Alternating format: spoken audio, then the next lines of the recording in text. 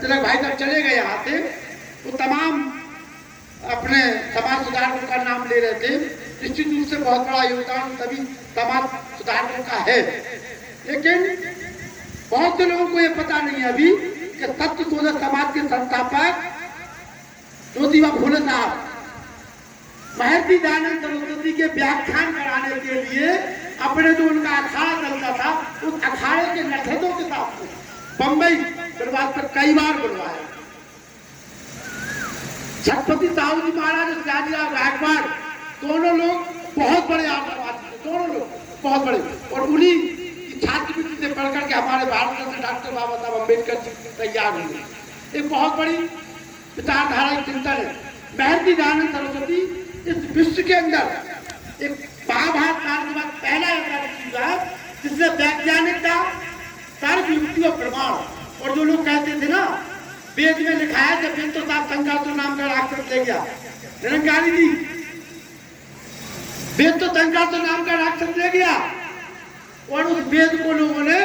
एक लाल कपड़े में बांध करके रख दिया। तब महर्षि दयानंद सरस्वती ने कहा कि बैक टू वेदास, लौटो वेदों की ओर, और उन्हीं वेदों में से बताया कि भैया 16 संस्कार हैं, 16 के बाद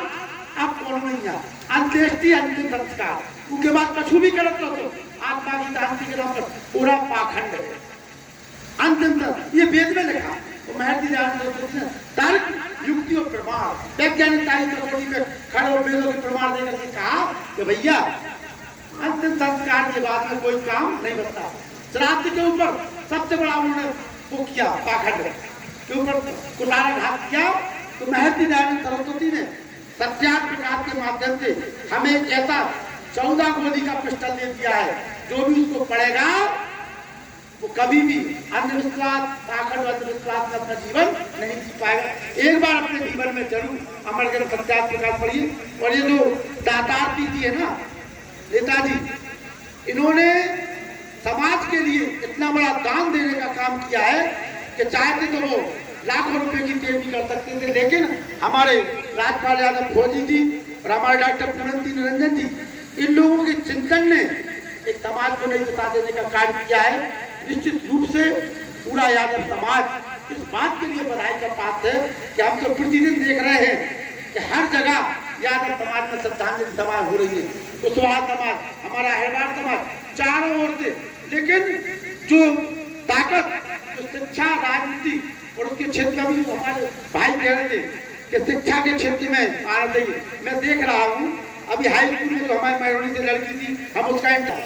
हम देखते हैं कि जब कोई PCS की सूची निकले, चाहे IAS की सूची निकले, सबसे ज्यादा उस सूची में अगर कोई होता है तो यादव समाज के लोग बहुत। अब हमें कोई ऐसा नजर नहीं आता है जो शिक्षा के क्षेत्र में अपने बच्चों के लिए समर्पित होकर के भाव से कामना कर रहा हो, लेकिन वो कहते ना कि उसके बावजूद भी बहुत से लोग ऐसे मिल जाते हैं जो शिक्षा से बने रहते हैं। उनके लिए निश्चित रूप से पुनः इस शिक्षा की ओर से उनको आना पड़ेगा। और हमारे दातार्थी नेताजी ने जो एक कार्य किया है, इसके लिए पूरा समाज, पूरा राष्ट्र उनके लिए वंदन करता है, नमन करता है। हम और अभी चर्चा होती है हम लोगों के बीच में, ये तो श्रद्धांजलि सभा चल रही है। अभी श्राद्ध करा दिन आने वाले ना, तो उनमें हम श्राद्ध, जबकि श्राद्ध